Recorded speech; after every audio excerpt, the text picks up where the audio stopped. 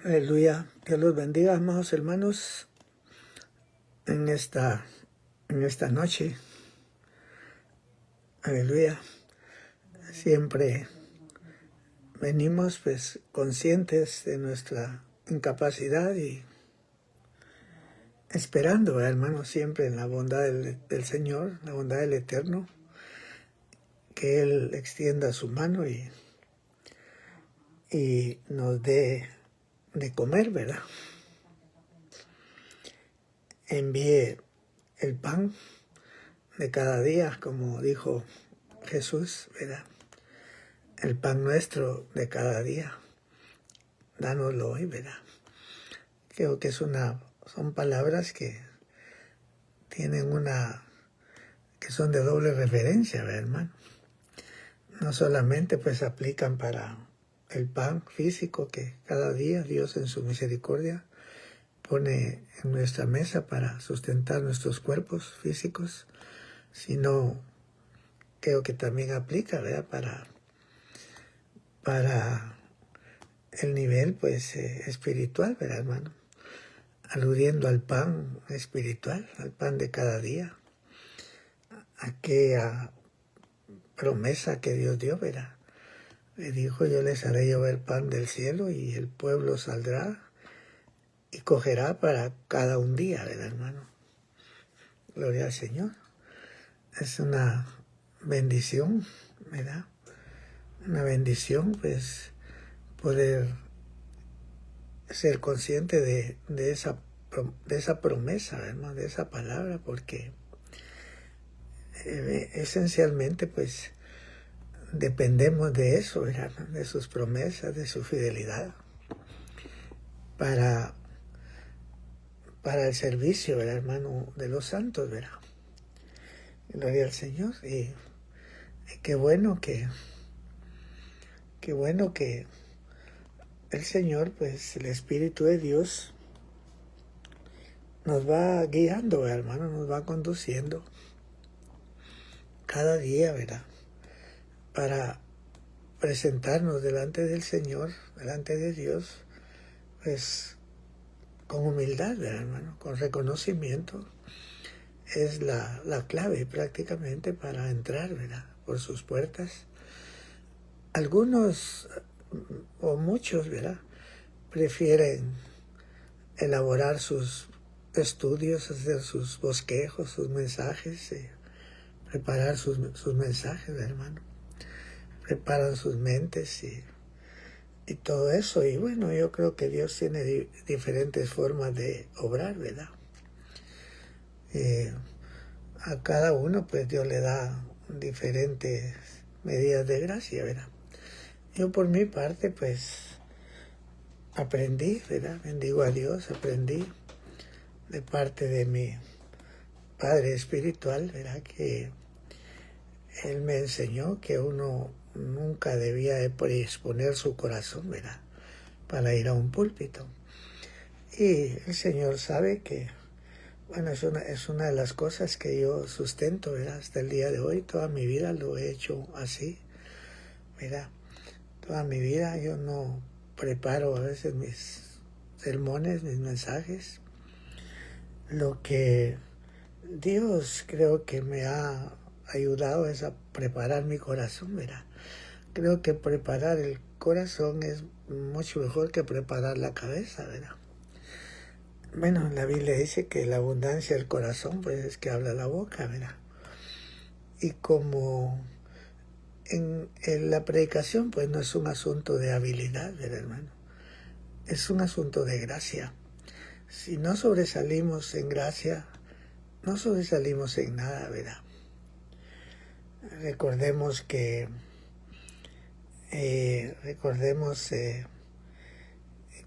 la predicación, bueno, según Dios me ha enseñado, pues, a mí, ¿verdad, hermano? Es una forma de lactancia, ¿verdad? El anhelo divino es que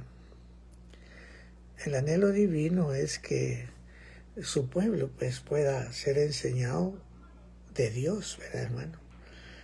A través de los hombres, ¿verdad? Que sea Dios el que fluya a través de los hombres.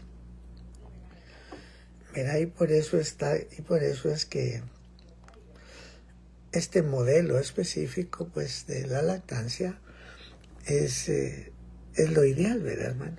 Lo que Dios desea. Gloria al Señor. Bendito sea su santo nombre. Esperamos que en sus corazones pueda haber hambre y sed de justicia, porque en esencia, pues, lo que estimula, ¿verdad, hermano? Muchas veces lo que mueve el corazón de Dios, pues, para hablarnos es eso, ¿verdad? Yo soy solo un vaso, pues, como un pezón, ¿verdad, hermano? Podríamos decir en el pecho de una madre, ¿verdad? Y todo es que el niño haga un contacto con el pezón, con hambre, con sed, ¿verdad, hermano? Es suficiente para que esas terminales nerviosas que hay en el pezón, pues inmediatamente activan, ¿verdad, hermano? Una glándula que hay en la cabeza que se llama hipófisis, ¿verdad? Ya hemos hablado de eso. Inmediatamente produce una hormona que se llama prolactina, que es la que transforma la sangre en leche, ¿verdad, hermano? Porque recordemos que lo que tenemos aquí, pues, es la letra, ¿verdad, hermano? La letra, la palabra escrita. Pero necesitamos revelación, iluminación, ¿verdad, hermano? De esas palabras, ¿verdad, hermano? De esas palabras que están escritas, porque la leche, pues, se forma de la sangre, ¿verdad? Como ya hemos hablado, y la letra mata, ¿verdad, hermano? Qué feo sería que cuando un niño se prende en el pecho de su mamá le saliera sangre, ¿verdad, hermano? Como que fuera Drácula, ¿verdad? O vampiro. Sería un espectáculo muy feo, ¿verdad? Pero la sabiduría divina dispuso que para la transmisión, dice, hermano, para la transmisión, ¿verdad? Para que el niño lo sienta dulce, sienta un sabor bueno, entonces sucede ese milagro, ¿verdad? Ese milagro, pues, de la prolactina, hermano, que transforma la sangre en leche, ¿verdad? Pablo dijo en una ocasión, pues, si yo fuere a vosotros, dijo, ¿qué os aprovecharé, verdad? Si no fuere con sabiduría, o con revelación, o con doctrina, o con ciencia, ¿verdad? Ya hemos explicado que la audiencia, podríamos decir, ¿verdad? O el ministerio de la banca, como decía hermano Meme, ¿verdad? Las personas que están delante de nosotros, pues son hijos de Dios, ¿verdad? Son hijos de Dios y consecuentemente pertenecen a un rango de naturaleza superior, ¿verdad, hermano? A lo que es puramente la naturaleza humana, terrenal, ¿verdad? Son seres nacidos de Dios, engendrados de Dios, a los que les fue comunicada una naturaleza de Dios, una naturaleza divina, una naturaleza espiritual, y consecuentemente el alimento que necesitan debe de ser espiritual, ¿verdad? Es lógico, ¿verdad? Es una bendición, ¿verdad? Y lo único que se necesita, pues, es que el pezón, podríamos decir, tenga activas, ¿verdad, hermano? Esas terminales nerviosas. Y para eso es que se requiere la humildad, ¿verdad? El corazón contrito y humillado no nos lo expresará el Señor, ¿verdad, hermano? Todo es que tengamos un corazón contrito y humillado y estamos facultados para abordar el púlpito. Porque seguramente si las condiciones de nuestro corazón son apropiadas, pues bendito sea Dios. Dios nos va a conceder la gracia para O sea, esa hormona, hermano, que transforma la sangre en leche, ¿verdad? Gloria al Señor. Hay una porción importante en el capítulo 8, ahorita estaba recordándolo, el capítulo 8, verso 8 del libro del profeta, el libro de Nehemías, hermano. Tenemos aquí pues este relato, ¿verdad? Capítulo 8, verso 8 del libro de Nehemías. Tenemos aquel momento, ¿verdad, hermano? Tenemos aquel momento, aquel día maravilloso, cuando dice aquí, vamos a ver, fíjese pues, y juntóse todo el pueblo, dice el verso 1, como un solo hombre, en la plaza que está delante de la puerta de las aguas, y dijeron a Esdras el escriba que trajese el libro de la ley de Moisés, la cual mandó Jehová a Israel, ¿verdad? El pueblo, dice, hermano, el pueblo con sed, necesitados, le dijeron a Esdras, mira, el escriba, el predicador, que trajera el libro, hermano.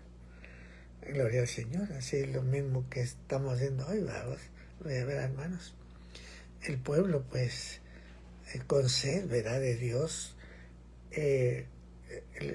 le pidieron al sacerdote, a Esdras, el escriba, pues, que trajera la ley de Dios. Y dice aquí, y Esdras, el sacerdote, trajo, verá, la ley delante de la congregación, así de hombres como de mujeres, dice, y de todo entendido para escuchar, el primer día del mes séptimo, ¿verdad?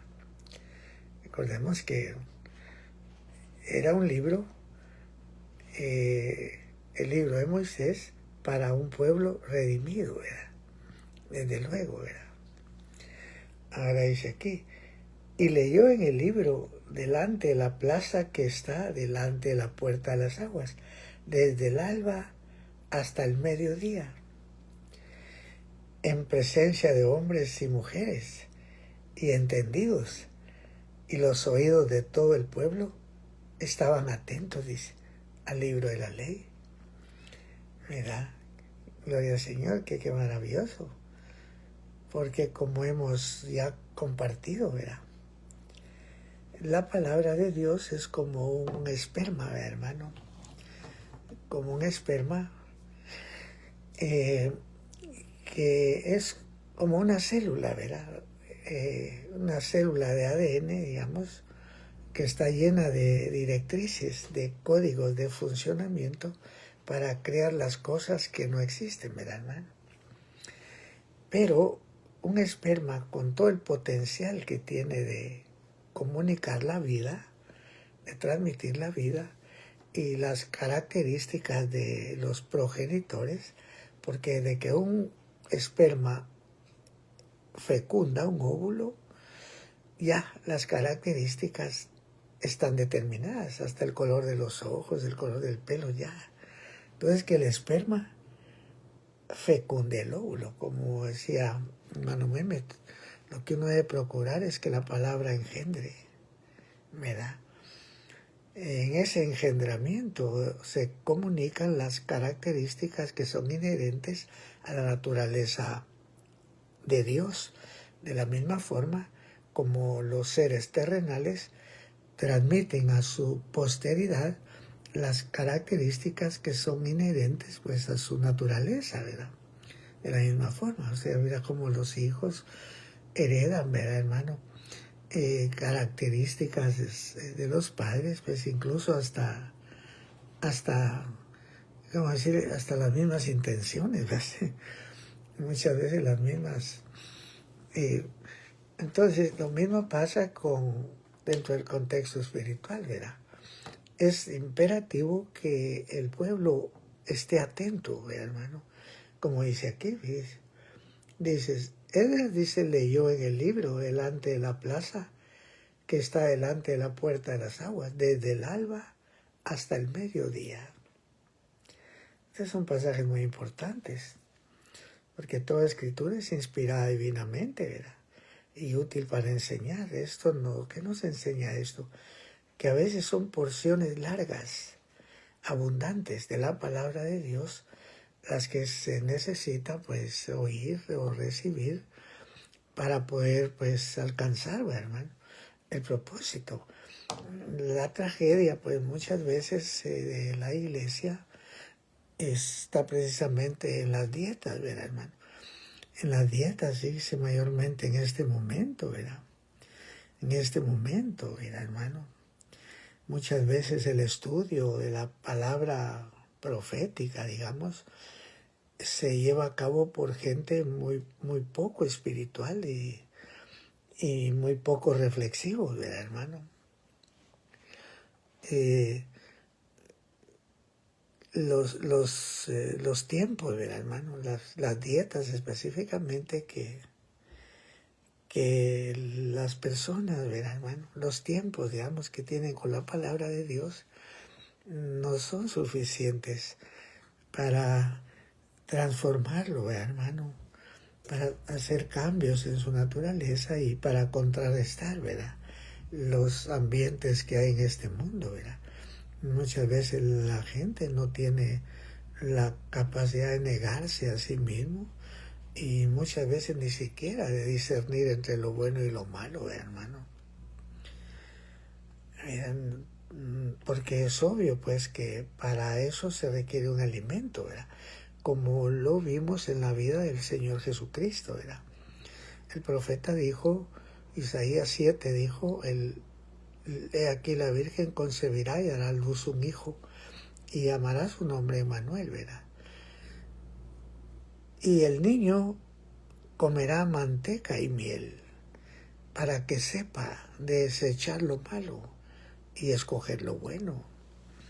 Mira, esa capacidad de desechar lo malo y escoger lo bueno, obviamente, es una capacidad pues espiritual, ¿verdad, hermano? Que pertenece pues al área del espíritu, hermano. Y consecuentemente la dieta que se prescribió para el niño, ¿verdad?, es específica, ¿verdad, hermano? El profeta dijo, el niño comerá manteca y miel para que sepa desechar lo malo y escoger lo bueno, ¿verdad? Está hablando de Jesús. Claro, necesitamos pues una mente espiritual, una mente renovada, una mente superior para poder comprender el significado de los términos manteca y miel, ¿verdad? El niño comerá manteca y miel para que sepa desechar lo malo y escoger lo bueno. Es obvio que no está hablando de un alimento espiritual, ¿verdad?, o sea, material, físico, sino de un alimento que le iba a proveer el desarrollo, la madurez para desechar lo malo, hermano, y escoger lo bueno, fíjese. Pero esa dieta que se prescribió para el Hijo de Dios, para Jesús cuando estaba niño, es una dieta que aplica para todos los hijos de Dios, ya que el anhelo del Padre pues es que sus hijos aprendan, que aprendamos a desechar lo malo, hermano, y a escoger lo bueno, ¿verdad?, a escoger el bien. De manera que la leche y la miel no deben faltar en nuestra predicación, ¿verdad? Ahora, ¿a qué aplican estos términos, ¿verdad, hermano? ¿A qué aplican, verdad?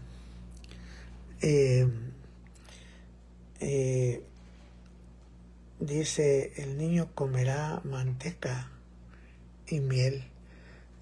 Cuando habla de manteca no se refiere a la manteca de coche o a la grasa de la carne o cosas así, sino que se refiere a la mantequilla. Los hebreos le llaman manteca a la mantequilla, o así se llamaba antes. En el libro de Proverbios dice que el que exprime la leche sacará manteca. El que exprime la leche sacará manteca. ¿Se puede exprimir la leche? Sí, se puede, pero cuando ya cuaja, cuando está cuajada, te la exprimen. Usted sabe que la leche es una figura de la palabra de Dios, ¿verdad? Como dice Pedro, decía, como niños recién nacidos, la leche espiritual, sin adulteración, ¿verdad? Pero lo que más cuesta, hermano, ¿por qué? ¿Por qué no servimos en la mesa del Señor manteca y miel para que el pueblo de Dios voluntariamente se aparte de lo malo y escoja lo bueno, ¿verdad, hermano?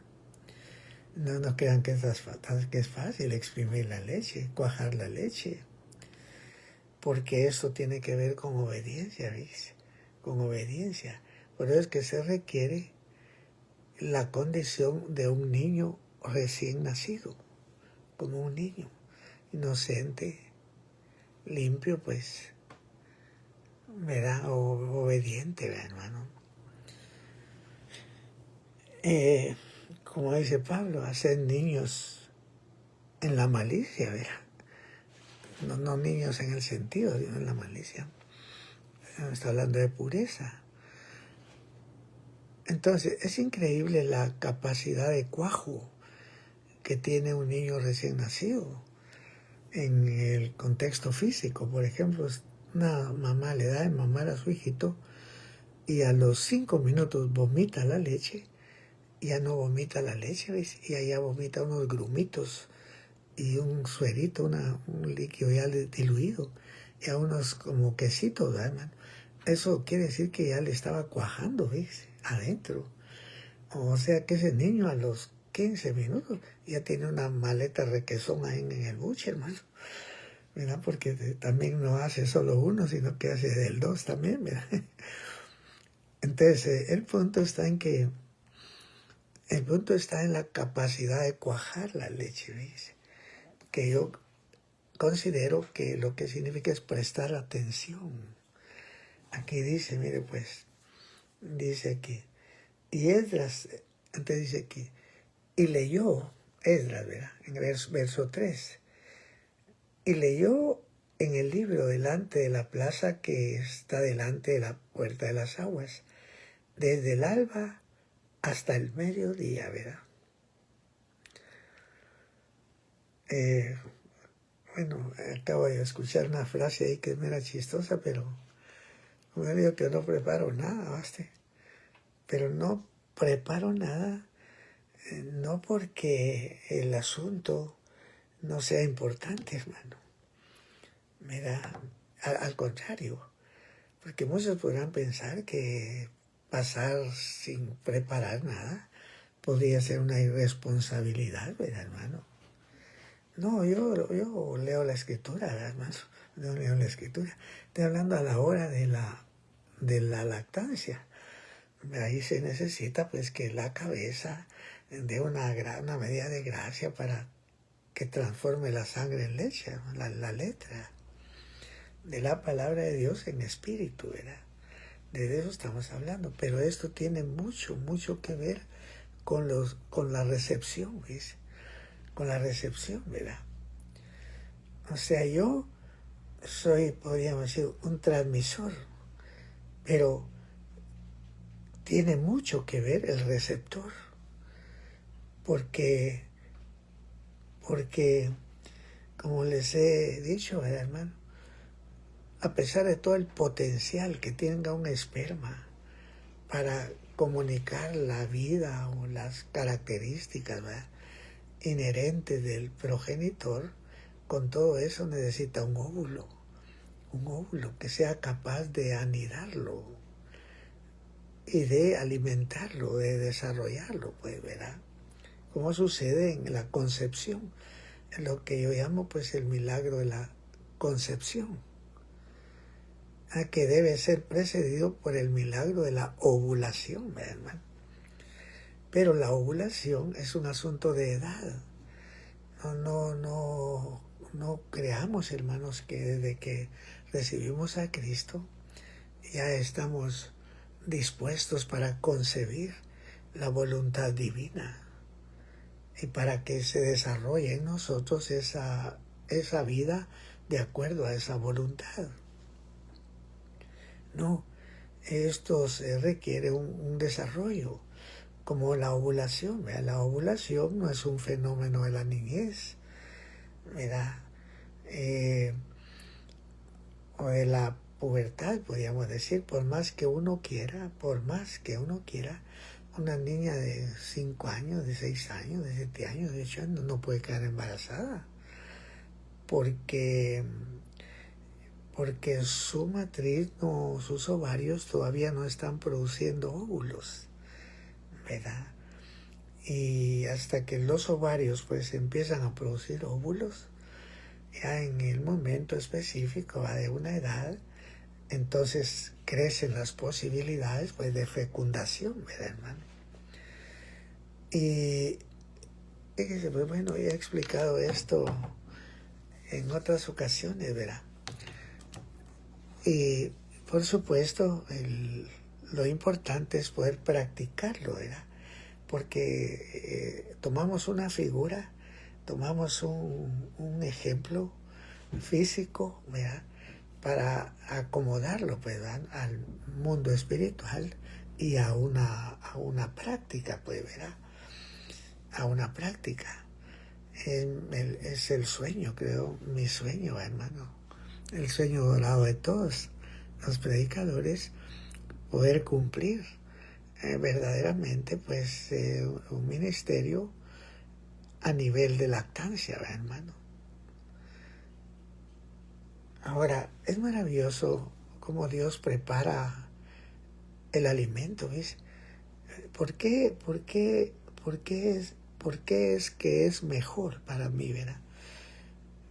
Pasar a un púlpito sin preparar nada. Porque el alimento Dios ya lo preparó desde antes, ya está allí, ¿verdad? De la misma forma, fíjese, como Dios prepara el alimento para un bebé en la leche de su madre, así Dios prepara su palabra desde hace mucho tiempo. Y lo sabemos pues por los profetas, ¿verdad? Imagínense, nos contaron cosas hace 2000 años, 1500 años, 1600 años, que hoy, en este momento, se están cumpliendo delante de nuestros ojos. Y de la misma manera, fíjese, como Dios prepara, ¿verdad? Prepara el alimento o la leche para un niño, así Dios prepara su palabra. Fíjese que cuando una señorita empieza a ovular, ese mismo día, mis hermanos, ese mismo día en que sus ovarios empiezan a producir óvulos, producen 2 hormonas, ese mismo día, el estrógeno y la progesterona. El estrógeno sirve para el desarrollo de los conductos por donde va a pasar la leche. Esa señorita no tiene ni novio, ni siquiera está pensando casarse, mucho menos en la maternidad, ya todavía no. Pero ya como es mujercita, va a ser madre, para eso algún día, para eso la diseñó Dios desde el momento en que empieza a producir óvulos, que es el momento en que crecen las posibilidades para ser fecundada, ¿verdad? O para quedar embarazada. Entonces, desde ese momento, fíjese, hermano, fíjese cómo es Dios. Sus ovarios empiezan a producir esas 2 hormonas, el estrógeno y la progesterona. El estrógeno sirve para el desarrollo de los conductos por donde va a pasar la leche cuando ella quede embarazada, hermano. Fíjese, desde cuándo Dios prepara todo. Y la progesterona sirve para la proliferación de las células que producen la leche. Al principio, pues Digamos, los pechos de una niña son apenas unos conitos protuberantes, ¿verdad? Pero ya Dios está preparando todo, ¿verdad? Cuando esa muchacha se casa y queda embarazada, entonces empieza otra actividad, ¿ves? Otra actividad ya de ¿cómo decirte? Ya un perfeccionamiento, ¿verdad, hermano? Para el propósito, ¿verdad? Así es Dios. Pero la leche llega exactamente al 4º día de nacido el bebé. Al principio los pechos no producen leche, producen calostro. Mire, Dios todo lo hace. El calostro no tiene propiedades nutritivas. Es un laxante, un ligero laxante que le va a ayudar al bebé a evacuar sus primeras heces. Porque las primeras heces son heces de sangre. Son duras porque el niño en el vientre se alimentaba de la sangre de su mamá. Entonces sus primeras heces son heces duras, negras. Y consecuentemente eso podría lastimarlo, ¿verdad? O dificultarle la excreción. O sea, el que haga popó el niño, pues, ¿verdad? Pero imagínense, como de Dios, el calostro es un laxante que lo lubrica todo, como un aceite, ¿verdad, hermano? Que hace que para el niño sea fácil evacuar sus primeras heces. Por eso es que cuando una persona acepta a Cristo, de un día para otro, ya es diferente, a pesar de que todavía no ha entrado en un contacto con la palabra de Dios. Pero la gracia, la primera medida de gracia, le ayuda a evacuar sus primeras heces, que son heces negras de sangre. Estamos hablando de los pecados, ¿no? Heredados, de esa herencia que trajimos todos de pecado, de nuestros padres, ¿verdad? Como dice la Biblia, sabiendo que habéis sido rescatados, dice, de vuestra vana manera de vivir, la cual recibiste de vuestros padres, ¿verdad, hermano? No con cosas corruptibles como oro o plata, sino con la sangre preciosa de Cristo, como de un cordero sin mancha, sin contaminación. Esa sangre, ese poder de la sangre es como un calostro divino que te justifica, te limpia de pecado, te hace evacuar tus primeras heces, arrepentirte de tus pecados, ¿verdad? Pero, y al mismo tiempo el calostro te comunica unas ciertas defensas que solo Dios sabe cómo las produce, mi hermano. El organismo pues deriva de la misma sangre. Unas defensas que le van a ayudar al niño para superar enfermedades de la niñez, como el sarampión, las viruelas, etcétera, cositas así. Imagínense, Dios te ha cuidado, pero a los 4 días de nacido, el niño empieza a perder peso. Del 4º día en adelante, un niño empieza a perder peso, porque lo que necesita es alimento. Pero no hay pena, eso ya lo hizo Dios. Exactamente ese 4º día, el día número 4, esa glándula, hermano, que se llama hipófisis, produce esa hormona que se llama prolactina, que transforma la sangre en leche, pero así mismo, instantáneamente, que ni la ciencia ha logrado profundizar, ¿verdad? Para comprender cómo se las ingenia el pecho para hacer eso. Porque se calcula, ¿ves? Que se necesitan 400 gramos de sangre, ¿ves? Circulando por un pecho para producir 1 gramo de leche. Es increíble, es una maravilla, hermano. Y lo mismo pasa pues con la predicación, ¿va? Eso sí, uno tiene que meterse bastante Biblia, ¿verdad? 400 gramos de sangre. Por ejemplo, mayormente si vamos a volar un tema profético como la venida del Señor, eso no es un asunto de neófitos, hermano. Verá, de principiantes, pues, verá. Como dice la Escritura, hermano. Ni tampoco es un asunto de indoctos o de inconstantes, ¿verdad, hermano? porque hay un peligro, ¿verdad?, muy grande de torcer las cosas que son difíciles de entender. Pero es que es mucho mejor. Yo siempre he preferido, toda mi vida lo he hecho así.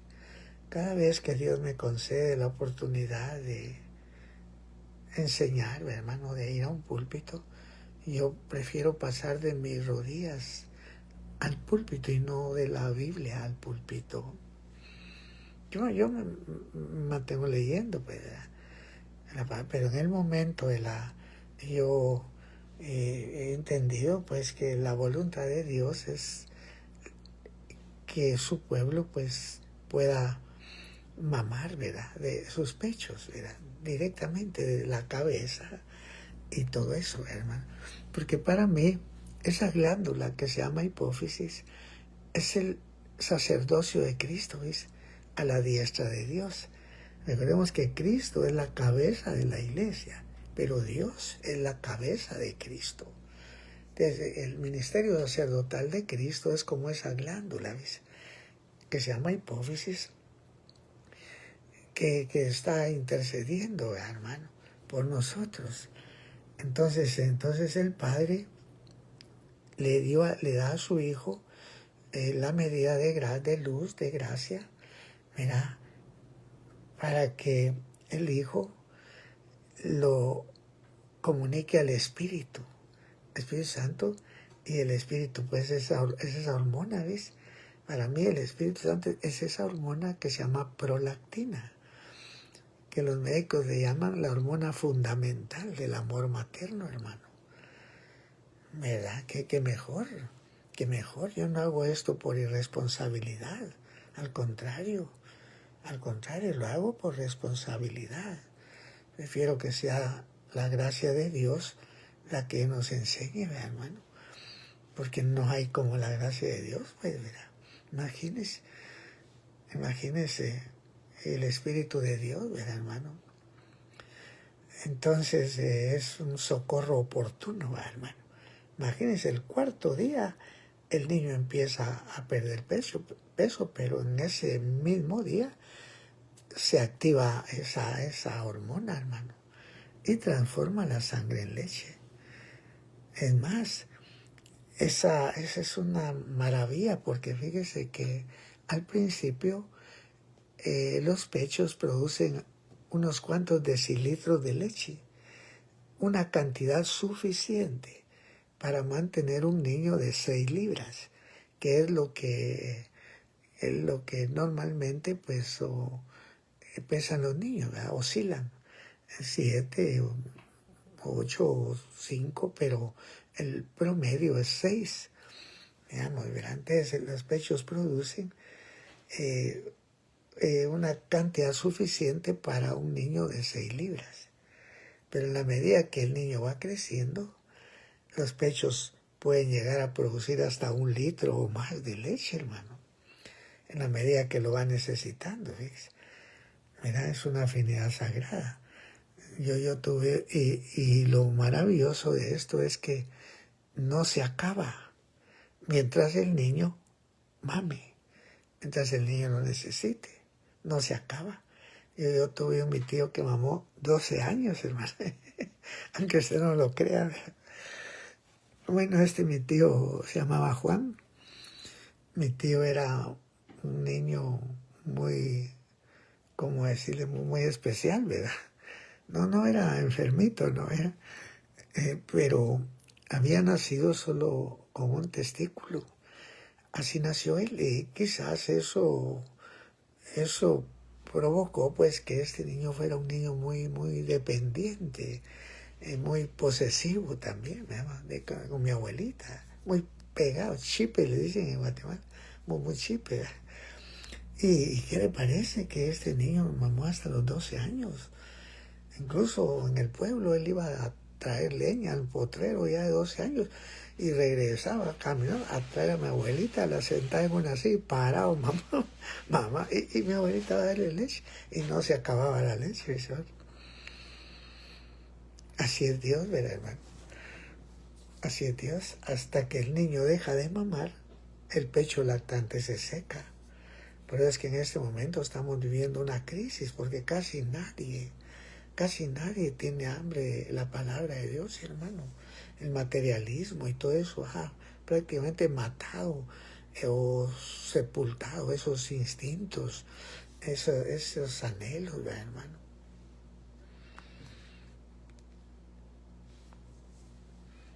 Estamos leyendo esto, que es un modelo, un patrón, un estándar, pero en el pueblo de Israel, ¿verdad, hermano?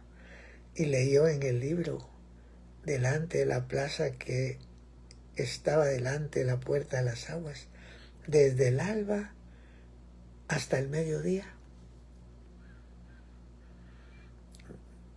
No vaya a pensar usted que porque no estudio es que a veces mis mensajes son largos, ¿verdad? Porque como es un dicho vulgar del pueblo, cuando el cura no estudia, la misa es más larga, o sea, porque se habla un montón de tonterías nada más. No, yo no estoy hablando de eso, hermano, para nada. Estoy hablando de los tiempos que se necesitan, ¿verdad? Ahora mire lo que pasó aquí. Después de este momento, después de haber leído desde el alba hasta el mediodía, pues, leyendo, y toda imagínense, hermano, dice aquí, en presencia de hombres y mujeres y entendidos, y los oídos de todo el pueblo estaban atentos al libro de la ley, y Esdras el escriba estaba, dice, sobre un púlpito de madera que habían hecho para ello, y junto a él estaban Matitías y Sema y Anías y Urías y Hilcías, Maasías, a su mano derecha, y a su mano izquierda Pedaía, Misael, dice aquí Malchías, Hasum y Hasbedana, Zacarías, Mesulam. Estos eran levitas, hermano. Ahora mire pues, dice aquí, abrió pues Esdras el libro a ojos de todo el pueblo, porque estaba más alto que todo el pueblo en el púlpito. Y como lo abrió, todo el pueblo estuvo atento, hermano. Bueno, pues pasaba hablando de Israel, ¿verdad? Es un pueblo que mucho tiempo antes de que nosotros respiráramos el aire por primera vez en este mundo, y a ellos pues ejercitaban sus sentidos, ¿verdad, hermano? En una relación con la palabra de Dios y con sus ministros, con sus autoridades. Porque de eso se trata, ¿verdad? Ahora miremos pues aquí lo que sigue. Todo el pueblo estaba atento. Bendijo entonces Esdras a Jehová, Dios grande, y todo el pueblo respondió, amén. ¿Verdad? Como a veces yo casi siempre acostumbro a empezar así, ¿verdad? Bendito sea el nombre del Señor, hermanos. Bendecimos a Dios, hermanos. Pues sí, es una entrada, ¿verdad, hermano? Porque entrar por sus puertas con reconocimiento, con sus atrios, pues con alabanza, con acción de gracias. Mira, eso es el asunto que muchas veces no entiende, ¿ves? El predicador, cuando su corazón no está ejercitado primero en estar pidiendo a Dios, pues verá, humillado ahí, verá, hermano. Un corazón humillado pues entiende perfectamente que la fórmula, ¿verdad?, divina para que se active la bendición está en bendecir a Dios, ¿verdad, hermano? Primero, aquí dice, ¿verdad? Fíjese pues, otra vez, y Esdras, el verso 5, abrió pues Esdras el libro a ojos de todo el pueblo, porque estaba más alto que todo el pueblo. Y como lo abrió, todo el pueblo estaba atento. Bendijo entonces Esdras a Jehová, Dios grande. Y todo el pueblo respondió, amén, hermano. Amén, amén. Todo el pueblo, o sea, como un solo hombre. Amén. Bendito sea Dios, bendito sea su nombre. Porque es que necesitamos saber quién es el que escribió esto, ¿ves? Es importante ser consciente cuando uno lee la palabra, quién es el que escribió la palabra. Pero es que a veces Dios nos comparte ciertas palabras para que seamos conscientes. Hay un pasaje que dice, yo soy el que borro tus rebeliones por amor de mí, y no me acordaré de tus pecados. Hazme acordar, dice, entremos en juicio juntamente. Relata tú para abonarte. O sea, necesitamos a que quién es, porque siempre es importante y es obvio que un reconocimiento de esta naturaleza a veces no corresponde a la infancia ni a la niñez, ¿no? Sino es una situación de madurez, pues, ¿verdad? Pero es maravilloso. Aquí miramos el modelo, un modelo congregacional, ¿verdad, hermano? Bendijo entonces Esdras a Jehová, Dios grande. Pues sí, Dios grande, hermano. Estamos hablando del pueblo que estaba en la tierra, ¿verdad? Pero después de haber experimentado, ¿verdad?, la bondad divina. Y todo el pueblo respondió amén, amén. Entonces dice, alzando sus manos, hermano, alzando sus manos. El pueblo, ¿ves?, respondió amén, amén, alzando sus manos y humillándose. Estas son claves, son patrones bíblicos que nos enseñan lo que podríamos definir como el orden divino, hermano. El orden divino para el momento de la lactancia, para el momento de la predicación. Aquí todavía no ha empezado el culto, la lectura, hermano. Primero aquí tenemos un orden, ¿verdad?, de cómo se deberían de hacer las cosas. Porque la Biblia, pues, es el modelo, ¿verdad?, para nosotros. Dice aquí, el pueblo respondió amén, amén, alzando sus manos y humillándose. Y humilláronse, adoraron a Jehová, inclinados a tierra, hermano. Imagínense qué conciencia del valor de lo que es la palabra. Era una predicación, no se abrió el libro, hermano. Todo el mundo atento, todo el mundo adorando, alabando a Dios. Atentos. Ahora, podría yo decir, esto pertenece a una edad de conciencia, de madurez, como a una señorita, digamos, que está en periodo de ovulación, ¿verdad? Atentos para oír la palabra, ¿verdad? Como dice la Biblia, desead como niños recién nacidos la leche espiritual sin adulteración, para que por ella crezcáis en salud. Ahora, dice aquí, pues, y Yeshua, y Bani, y Serebías, Jamín, Acús, Sabetai, Odías, Masías, Celita, Azarías, Josabat, Hanán, Pelaías, levitas, hacían entender al pueblo la ley, y el pueblo estaba en su lugar. Esto es importante, ¿verdad, hermano? Y leían en el libro de la ley de Dios claramente. Fíjese, pues, y ponían el sentido de modo que entendiesen la lectura. Eso muchas veces ni siquiera atención se presta. A veces hay un culto y ahí existen esas moscas mentales, ¿verdad, hermano? Por ejemplo, como Belcebú es el dios de las moscas. Hay moscas mentales. Está la señora ahí acordándose que dejó la olla con los frijoles allá y saber si la dejó.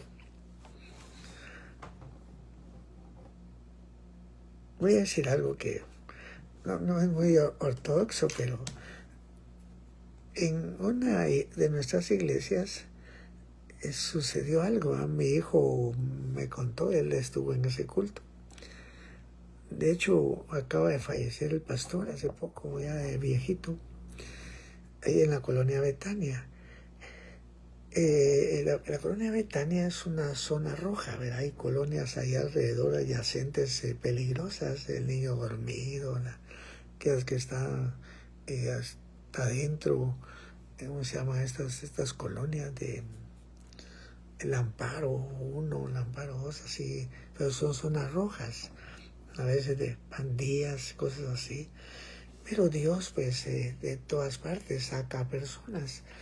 Y una hermana, una señora, acababa de aceptar a Cristo hacía 3 meses, pero era de la colonia del Niño Dormido.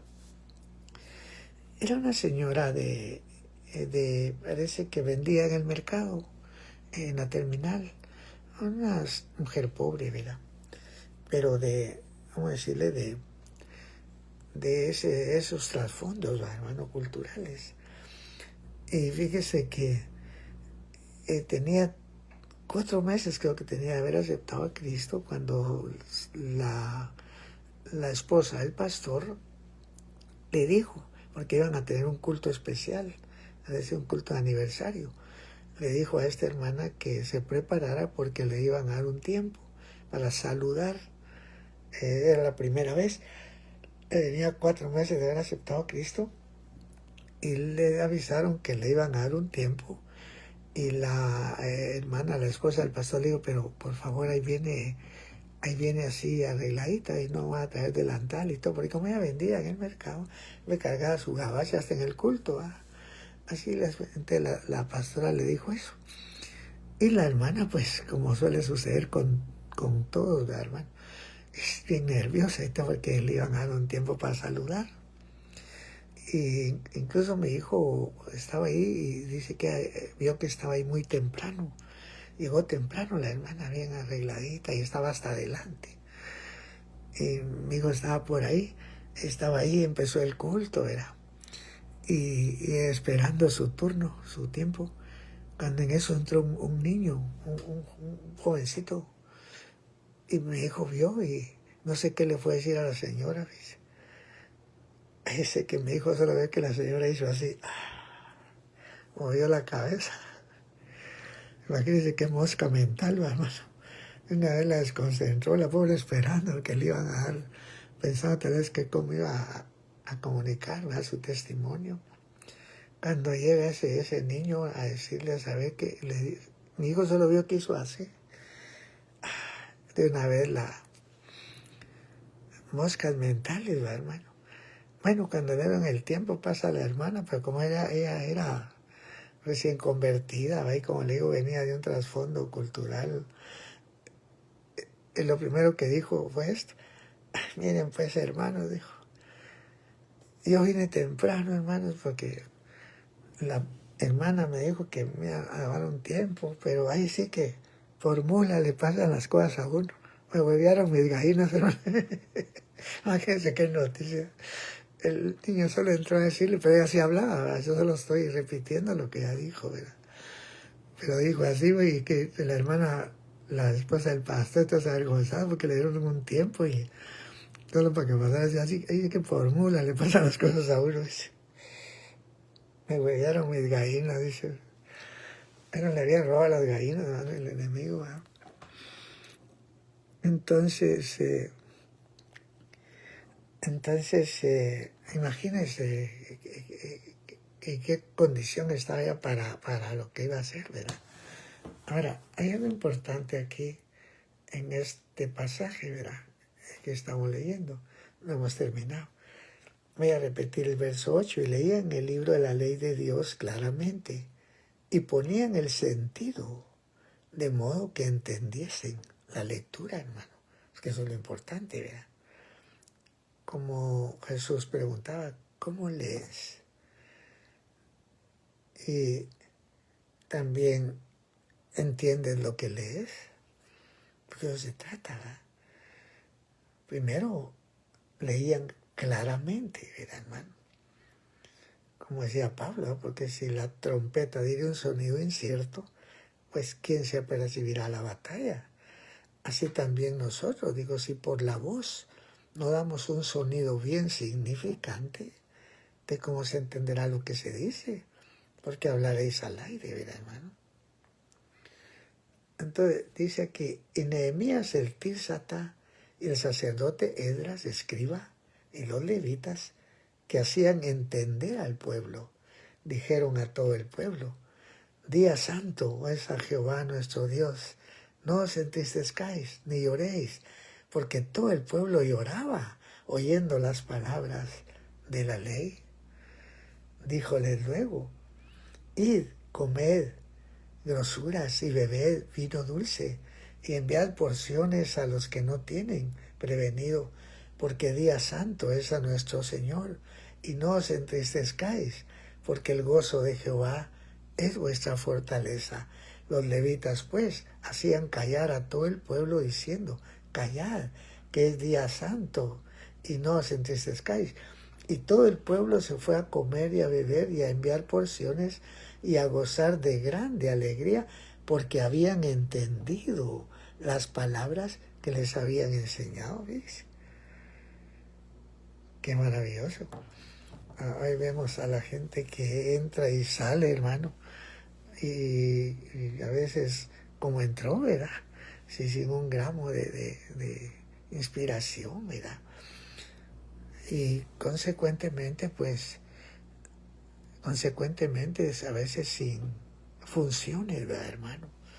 Me gustó mucho un día que estuve en un culto, me invitaron a una iglesia aquí en los Estados, hermano, creo que fue ahí en Los Ángeles, pero estaba yo en esa iglesia, pero me gustó algo, bueno, no sé si fue ahí, cuando terminó el culto, el pastor pasó y dijo, hermanos, el culto terminó, el servicio empieza ahora. Esa gente estaba entrenada para ir a evangelizar, a hablar de Dios a la gente, hermano. Pero así era la costumbre, así los enseñaron. El culto terminó, dijo. El servicio empieza ahora. La gente sabía a servir a Dios, a comunicar la palabra y todo eso. A veces no vemos eso, ¿verdad? Hay una especie ya de muerte, de conformismo. Bueno, yo sé que el tiempo es malo, no quisiera meterme mucho en esa situación, ¿verdad, hermano? Los días son malos y Dios nos va a ayudar. Dice aquí, y todo el pueblo se fue a comer y a beber y a enviar porciones y a gozar de grande alegría, porque habían entendido las palabras que les habían enseñado. Tanto que, mire, pues, y al día siguiente se juntaron los príncipes de las familias de todo el pueblo, sacerdotes y levitas, a Esdras escriba, para entender las palabras de la ley, hermano. Al otro día, ahí venían otra vez, pero el montón, hermano. Bueno, es que la palabra de Dios, pues, es cautivadora, hermano. Si es que le podemos hallar el sentido, si es que entendemos las palabras, ¿verdad? Y para eso pues hay que poner el sentido y los que hablan tienen que hablar claramente, ¿verdad, hermano? Claramente, ¿verdad? No cambiar las cosas, ¿verdad, hermano? No distorsionar las cosas, porque qué gozo, qué alegría puede haber. Dios no tiene contentamiento con una iglesia que deliberadamente contamina su verdad. El apóstol Juan dijo, obviamente en representación de su Señor, mucho me he gozado, porque he hallado de tus hijos que andan en verdad, así como nosotros hemos oído desde el principio. Y que los apóstoles oyeron, eso es lo que nos comunicaron. ¿Cómo vamos a cambiar nosotros las cosas? ¿Cómo vamos a cambiar? Por ejemplo, en relación al tema que siempre aludo, espero que no se aburran, pero es que es vital. ¿Cómo vamos a estar diciendo que Jesucristo va a venir antes de la gran tribulación? Que la resurrección va a ser antes del periodo de la bestia. que el Señor, que la iglesia va a ser quitada de aquí antes de que el anticristo venga. Error, mira, ese es un error. Eso no es lo que Jesús dijo. No es lo que los apóstoles dijeron. ¿Y qué gozo puede haber? No puede haber ningún gozo. Lo que hay es muerte, una muerte espiritual. Y lo peor, como les he dicho, el diablo mata más personas detrás de los púlpitos que las que mata en las cantinas. Porque por lo menos en las cantinas la gente sabe que es el diablo, pero en el púlpito la gente cree que es Dios el que está hablando. Que muchas veces es ¿cómo decirle? Es tremendo, pero muchas veces hasta se cuestiona los llamamientos específicos de esas personas.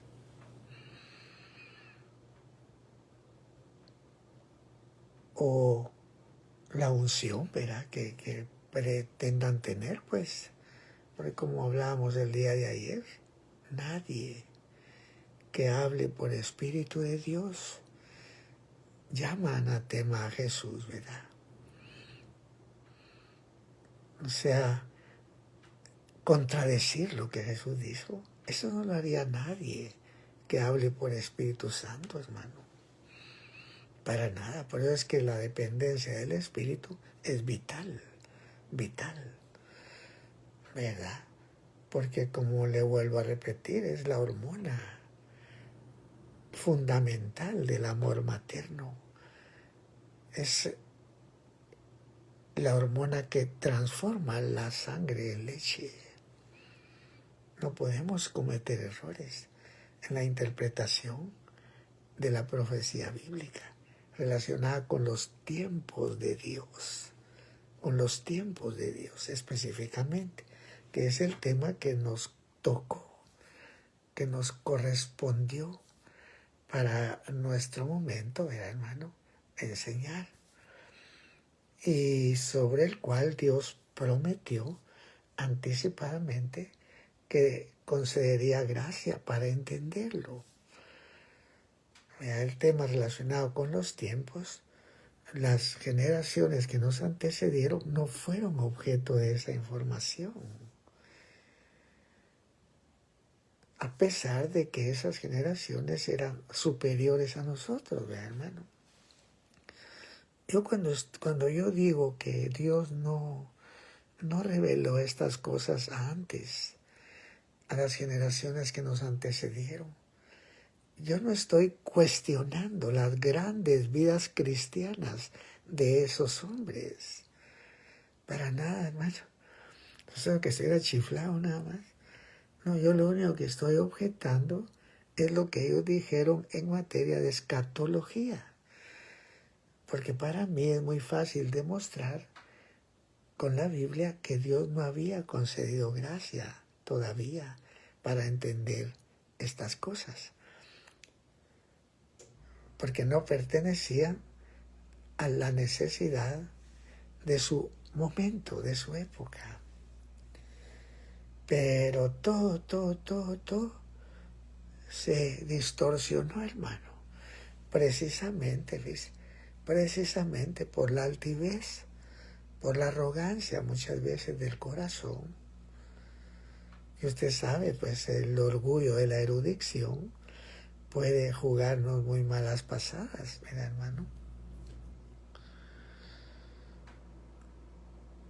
Puede hacernos cometer el error de predicar lo que sabemos, pero sin saber lo que predicamos, ¿verdad? Como dijo, hay mucha gente que dice lo que sabe. Dios no sabe lo que dice. Dicen lo que saben o lo que pretenden saber, pero no saben lo que dicen. Muchos se anticiparon en el pasado a verter sus apreciaciones acerca del tema específico de la venida del Señor, cuando Dios había dicho muy claro que no se iba a entender eso. Eso se iba a entender en el tiempo del fin. Porque es una información que pertenece a la necesidad de la generación que va a experimentar el regreso del Hijo de Dios. O sea, ¿sabe cómo es esto? Y es importante, creo, recalcar sobre este punto, ¿ves? Porque fíjese, pues, cuando Jesús predicó acerca de su venida, el Señor, su mensaje estaba impregnado, mira, impregnado de su propia cultura. Por eso es que las palabras que él dijo tenemos que verlas con lentes hebreos, porque Jesús no era un filósofo griego, Jesús era un rabino judío. Fíjese pues. Y en Israel, cuando un joven pretende a una señorita para que sea su esposa, entonces primero va a hablar con el papá de la muchacha, ¿verdad? Para ver si su papá se la otorga, pues, ¿verdad? E incluso hay personas encargadas de hacerlas de Cupido, hermano. Como dicen, ¿verdad? Si queremos usar un término extraño, pero comprensible, ¿verdad? Hay personas en Israel que su trabajo es andar buscando parejas, así de eso trabajan ellos, son como procuradores. Cuando encuentran una señorita, por ejemplo, y un muchacho que a ellos les parece que se llevarían bien, ¿verdad? Que cumplirían el propósito de Dios, porque es Israel, ahí todo lo hacen con un propósito.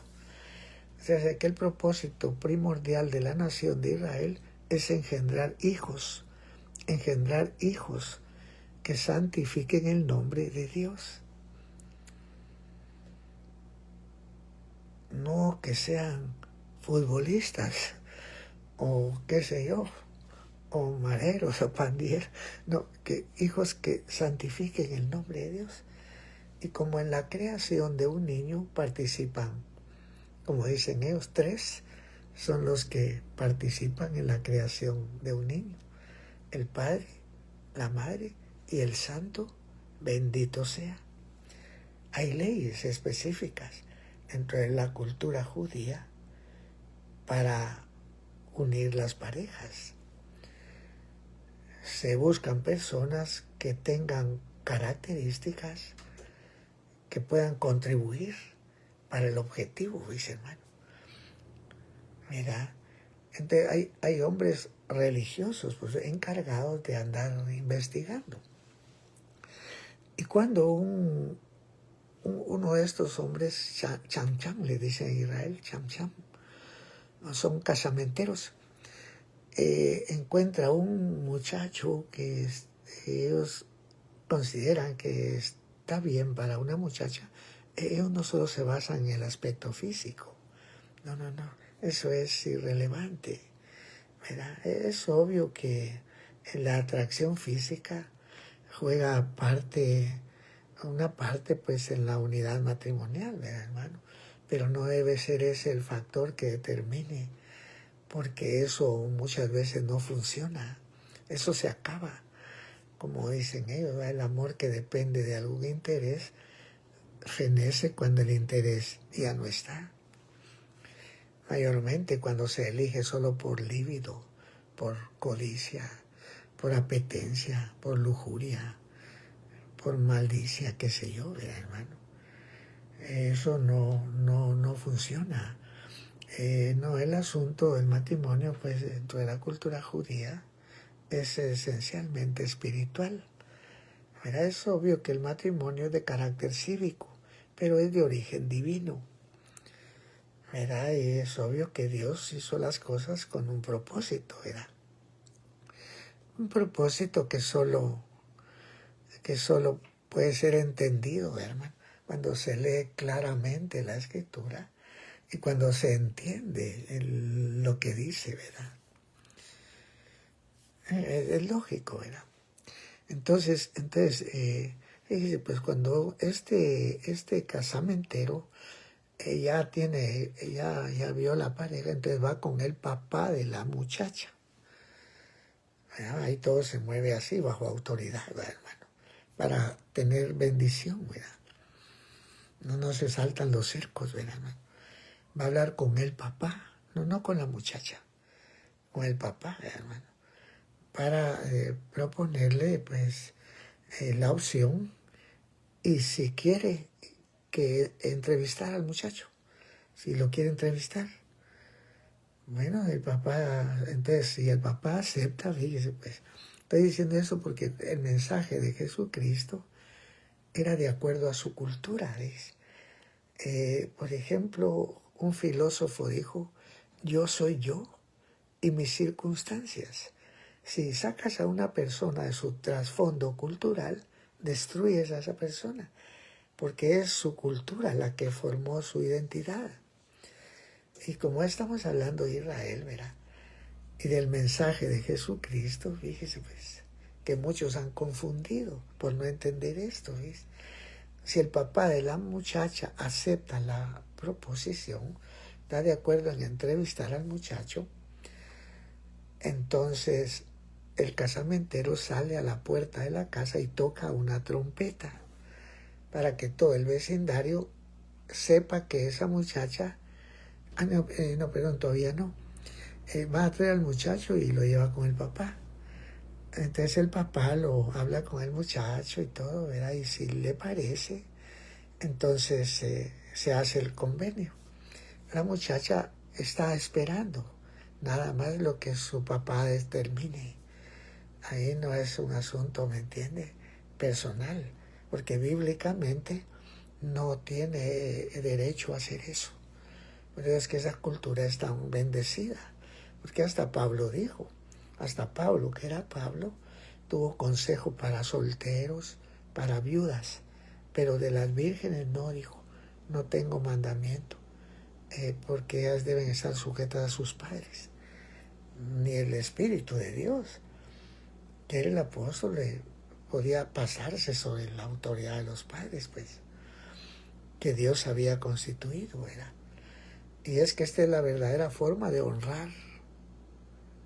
Porque como decía hermano Meme, a mí me vienen a contar lo que hicieron, lo que decidieron. A mí no me vienen a preguntar si les conviene o no, me vienen a contar. ¿Qué puedo hacer yo? Solo decir pues, que te vaya bien. Hay un dicho en la cultura judía que dice, haz lo que quieras y te arrepentirás. La razón específica por obedecer el derecho de los padres y el orden establecido por Dios en su palabra para honrarlos es para proteger a la persona, para protegerla, ¿me entiende? Como dice la Biblia, para que te vaya bien y seas de larga vida. Honra a tu padre y a tu madre, ¿va? Son las autoridades que Dios puso. Es el primer mandamiento con promesa. Hay algo más que me gustaría decir. Los judíos dicen que ese mandamiento que enseña, llamarás al Señor tu Dios con todo tu corazón, con toda tu alma, con todas tus fuerzas, con toda tu mente, dicen que ese mandamiento también es extensivo hacia sus autoridades, porque sus autoridades son sus representantes legales. O sea, ¿cómo conciliar el hecho de que amo a Dios y no respeto a sus autoridades? Eso no tiene sentido. ¿Y de dónde sacaron ellos eso? ¿De dónde sacaron esa conjetura? La sacaron porque en en el alefato hebreo, o sea, el alfabeto, ¿verdad? Eso le llamamos alfabeto, ellos le llaman alefato. Eso le llamamos alfabeto, porque empieza con la A, pero en el texto griego pues termina con la Z. Entonces que es beta, alfabeto, pero en hebreo se llama alefato, al que empieza con la alef y termina con la bet. El alefato hebreo solo tiene 22 letras, no 26 como el nuestro, no 22. Pero cada letra tiene un valor numérico. ¿Y qué le parece que esa palabra y amarás, en hebreo se dice beahaptá? Beahaptá es Adonai, y amarás al Señor. Beahaptá. Esa palabra beahaptá tiene el mismo valor numérico que la palabra abot. Las letras hebreas tienen valores numéricos. No solo las letras hebreas, también las egipcias, las asirias, las caldeas, esas lenguas del Mediterráneo, lenguas semíticas les llaman, todas las letras tienen valores numéricos. No, incluso ya que dije esto, no me voy a salir del tema, pero siempre es bueno recordarlo porque ya lo tenemos cerca. Imagínense cómo son las cosas. Imagínense cómo están las cosas de ocultas y cómo es necesario que uno las escudriñe, las penetre. Como dice la Biblia, el que tiene entendimiento cuente el número de la bestia, porque es número de hombre. Y el número es 666. ¿Qué le parece, hermano?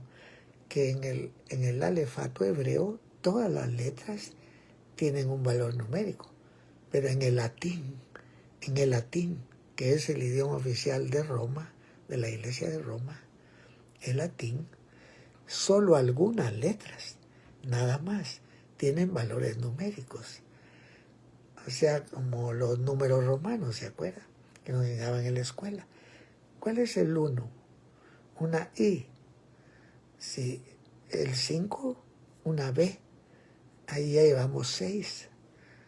La X, 10. Ahí llevamos 16.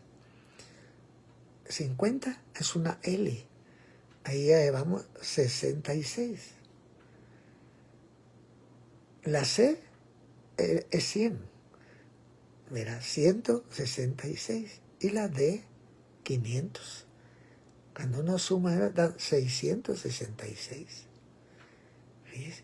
Porque solo esas letras tienen valor numérico en el latín. Las demás no. Y después viene la cantidad mayor, que es la M, que significa 1000, pero como dándonos a entender que después del 666 viene el milenio. El milenio. Fíjese cómo están esos códigos ahí escondidos en los secretos. Por eso es que la Biblia dice: el que tiene entendimiento cuente el número de la bestia. Bueno, vamos a volver a lo del matrimonio para explicar lo que Jesús nos estaba diciendo cuando habló de la final trompeta. Cuando se habla de la final trompeta. ¿Y por qué les estoy diciendo esto? Porque la información relacionada con el tiempo, las generaciones que nos antecedieron no la recibieron. Porque esta información es como esto, ¿ves? Como esto. Por ejemplo, este muchacho el papá lo aceptó y ya se tocó una trompeta para que los vecinos sepan que esa muchacha ya el padre se la dio a este joven y a nadie más la puede pretender.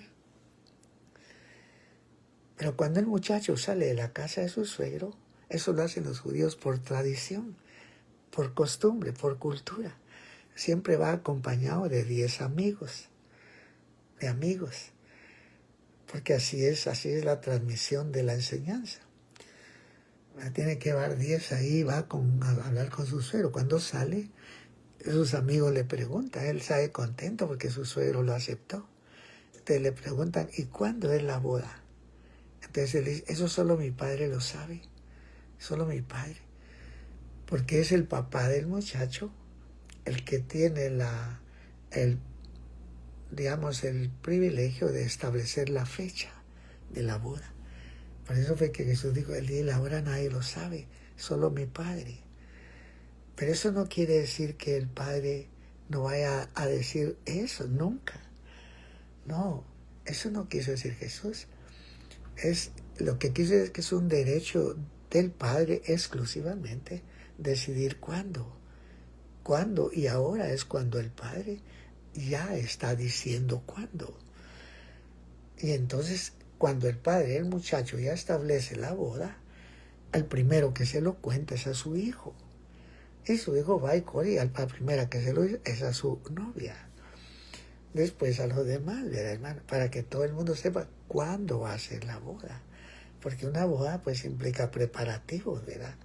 Es como el libro Apocalipsis. Apocalipsis podríamos decir que es ya la palabra del Padre estableciendo cuándo va a ser la resurrección, cuándo va a ser la venida del Señor, cuándo ella va a ser trasladada ya a la eternidad, pues. ¿Me entiende?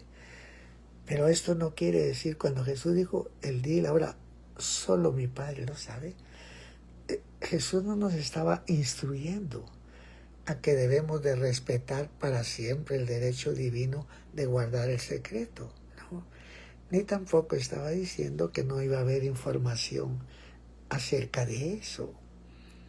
No, lo único que estaba diciendo es que es un derecho único, exclusivo del Padre, determinar cuándo. Fíjese, hermano. Y las generaciones que nos antecedieron, el Padre todavía no había dicho cuándo. Porque Apocalipsis es para la generación que cuando yo venga, dijo Jesús. Cuando apartó a Juan, yo quiero que él quede hasta que yo venga. Es más, el libro de Apocalipsis que nos enseña, que nos establece de una manera muy clara, pues, cuándo va a ser la resurrección.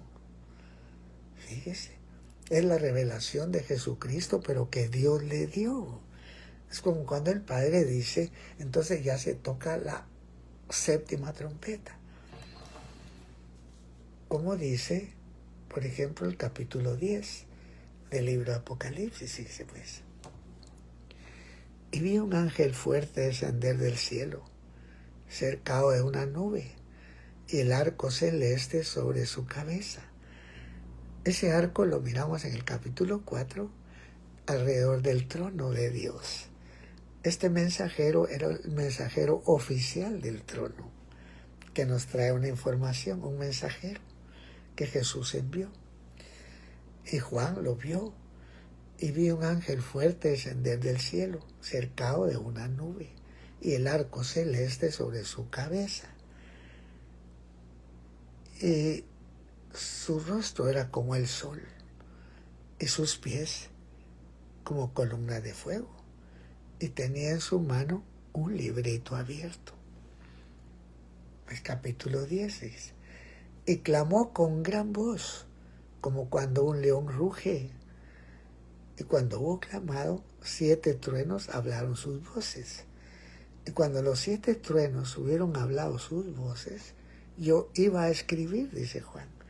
Y una voz del cielo que me decía, sella las cosas que los 7 truenos han hablado y no las escribas. ¿Verdad? Entonces oí una voz, a Juan le dijeron. Después dice, y el ángel que vi estar sobre el mar y sobre la tierra, a eso me faltó, ¿verdad? Vuelvo a repetir el verso 1. Y vi un ángel fuerte descender del cielo cercado de una nube, y el arco celeste sobre su cabeza, y su rostro era como el sol, y sus pies como columnas de fuego, y tenía en su mano un librito abierto, y puso su pie derecho sobre el mar, el izquierdo sobre la tierra.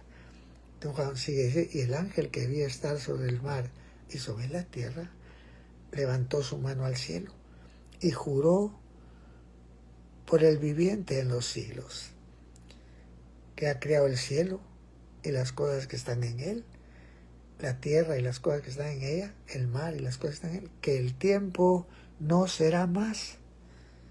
Así que anuncio, Es un anuncio importante que tenemos que ubicarlo, saber cuándo es que se está diciendo eso. ¿Qué es lo que se acaba ahí? El tiempo no será más, ese no es el fin del mundo. Es que se acaba la dispensación de gracia para las naciones, se cierra la puerta de la salvación. Ya no hay tiempo, ya. Fíjese, ya por 2000 años Dios ha estado concediendo oportunidad para arrepentimiento. Este personaje enviado del cielo juró que el tiempo no será más. Pero en los días de la voz del séptimo ángel, cuando él comenzare a tocar la trompeta, el misterio de Dios será consumado, como lo habló a sus siervos, los profetas.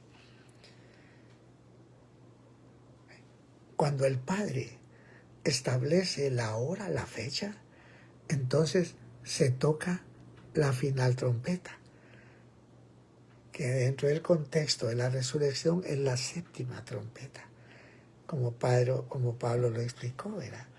Aquí os digo un misterio, dijo. Este ángel dijo, cuando él comenzare a tocar la trompeta, el misterio de Dios será consumado. ¿Qué misterio? Pablo dijo, aquí os digo un misterio. Todos ciertamente no dormiremos, pero todos seremos transformados en un abrir de ojo a la final trompeta, porque será tocada la trompeta y los muertos serán levantados sin corrupción y nosotros seremos transformados. Va el ángel del capítulo 10, cierra la puerta de la salvación, pero no ese es el fin, ahí no viene Cristo. Nos dice, pero en los días de la voz del séptimo ángel, cuando él comenzare a tocar la trompeta, el misterio de Dios será consumado, como lo anunció a sus siervos los profetas. Cuando el padre del muchacho establece la fecha de la boda, entonces va al casamentero y toca la final trompeta. Entonces ya para que la gente sepa cuándo va a ser la boda. Entonces empiezan los preparativos para la boda. Porque para eso hay preparativos, hay que enviar tarjetas de invitaciones, pensar en la comida y sobre todo en el vestido de la muchacha, que es exactamente lo que Apocalipsis pretende hacer, a fin de que como dice el capítulo 19, gozaos y alegraos, porque son venidas las bodas del Cordero y su esposa se ha aparejado y le ha sido dado que se vista de lino fino, blanco y brillante, porque el lino fino son las justificaciones de los santos. O sea, esa iglesia se arrepintió, se fue purificada, porque al principio no vemos que la iglesia esté así. Es más, al principio del libro se vienen señalamientos, exhortaciones, promesas y todo eso, y se le llama a corregir defectos. Y allá es para corregir defectos, ¿verdad? Pero cuando leemos el capítulo 10 y seguimos leyendo en el 11, miramos que la final trompeta se toca hasta después del periodo de los dos testigos y hasta después del periodo de la bestia. Y por eso es que Juan, nos dice claramente en el capítulo 20 de Apocalipsis, verso 4, lo que les decía el otro día, y vi tronos, dice, y se sentaron sobre ellos. Esos son los tronos que vio Daniel en el capítulo 7, dice. Y les fue dado juicio. Y vi las almas de los degollados por el testimonio de Jesús, porque la trompeta de resurrección no se toca sino hasta después de los dos testigos y después del periodo de la bestia.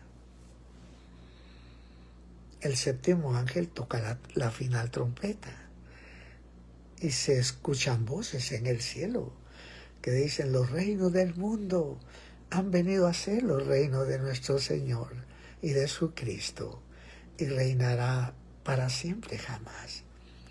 Es la trompeta de resurrección, pero después del periodo de la bestia, como Pablo lo explicó, que lo expliqué hace 2 días, es muy detalladamente en el capítulo 2 de Segunda Tesalonicenses, ¿verdad? Ahora Juan nos dice, y vi las almas de los degollados por el testimonio de Jesús, por la palabra de Dios, que no habían adorado a la bestia ni a su imagen, y que no recibieron la señal en su mano ni en sus frentes. Pues sí, porque la resurrección es hasta después de eso. Y vivieron y reinaron con Cristo 1000 años. Juan lo vio. Y nos dice ahí claramente, esta es la primera resurrección. ¿Por qué perseveran en decir cosas diferentes a las que Juan dijo? Si la información que Juan nos trae es como cuando un padre dice, ¿cuándo va a ser la boda? ¿Cuándo? La primera resurrección es después de los degollados. ¿Pero qué le han metido en la cabeza a la gente? Puro papel. Es que esos son los que andaban mal con Dios, por eso se quedaron. Nosotros ya se fueron. Qué insensatez. Juan dice que esa es la primera resurrección.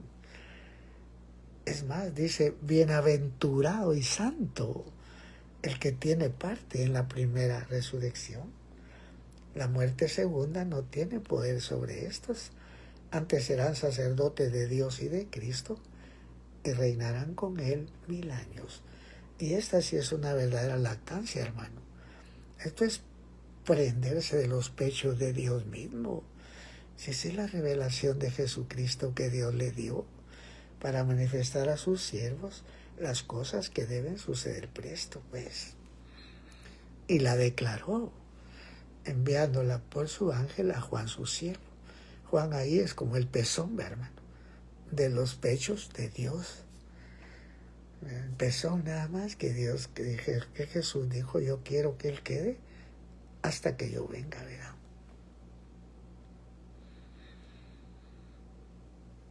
Espero que la porción del capítulo 8 de Nehemías que leímos,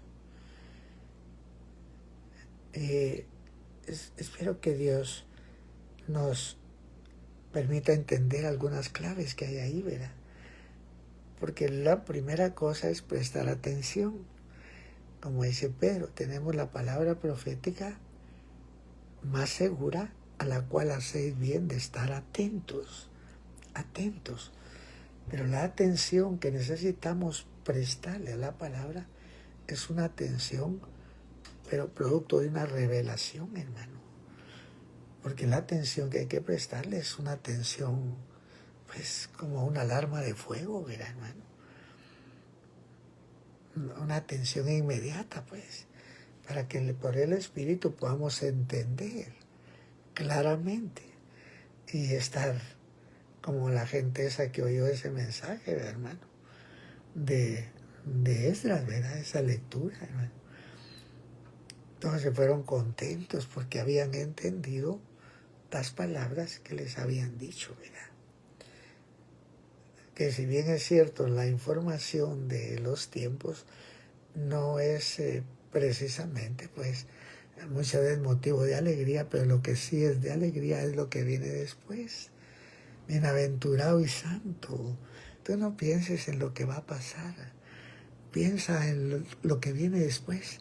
Bienaventurado y santo, el que tiene parte en la primera resurrección. La muerte segunda no tiene poder sobre estos. Antes serán sacerdotes de Dios y de Cristo por la eternidad, hermano. Sacerdotes de Dios y de Cristo y reinarán con Él en el milenio, hermano. Mientras los demás al lago de fuego. Al lago de fuego. La muerte segunda.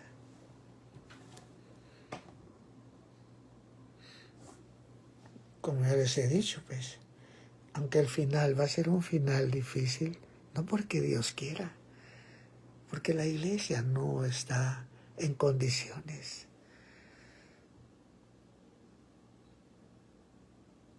Al contrario, hermano, necesita purificación. Y dentro de ese contexto es que se analiza el asunto de la tribulación, porque en la tribulación te buscaron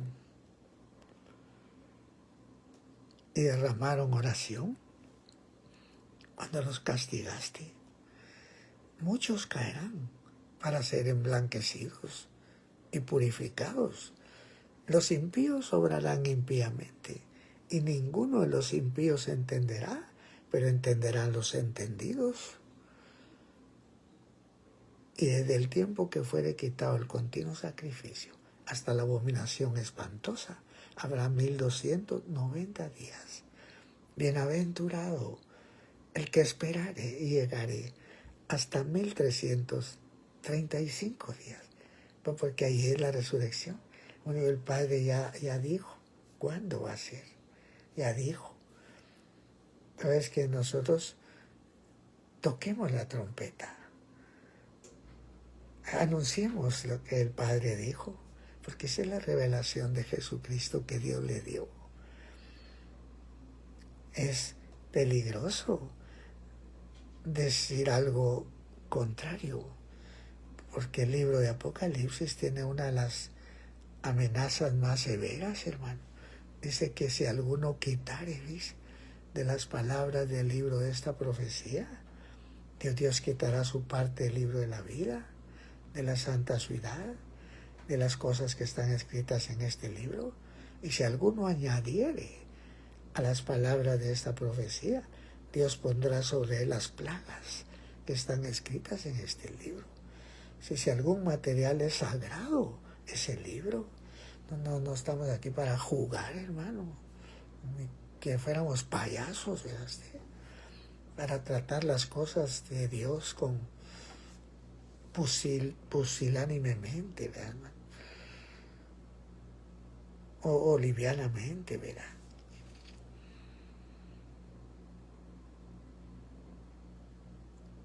Yo vi, a Juan le dijeron, escribe lo que ves.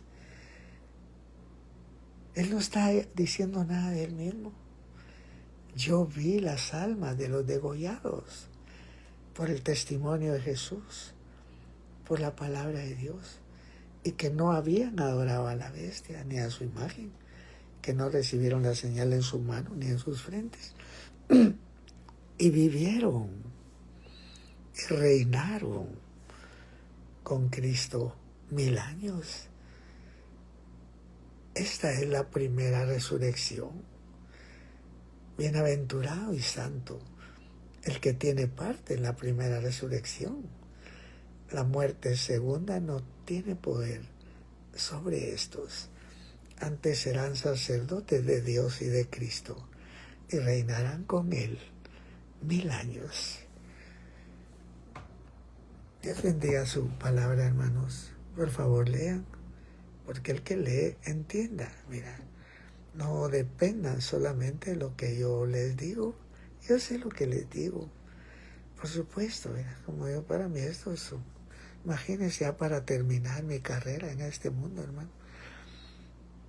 Después de tanto tiempo, pues no estamos aquí para jugar, mira. Y que sea Dios el que se encargue de confirmar su palabra en cada corazón, ¿verdad, hermano? Y que podamos degustar la leche, ¿verdad? No la sangre, ¿verdad? Porque la letra mata, ¿verdad? El espíritu vivifica.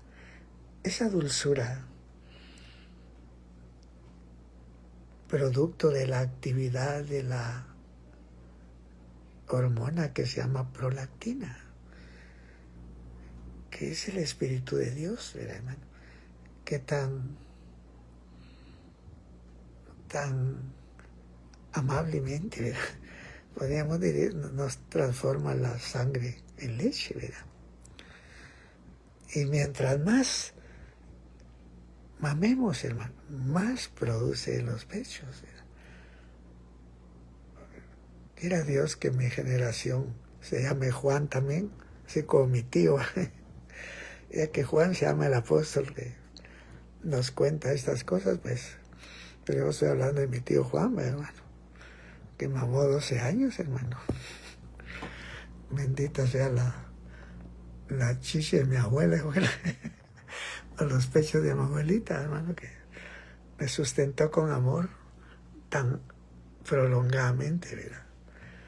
Porque los pechos tienen esa notable propiedad de ir aumentando su producción en la medida que el niño lo va necesitando, y se secan hasta que el niño deja de mamar.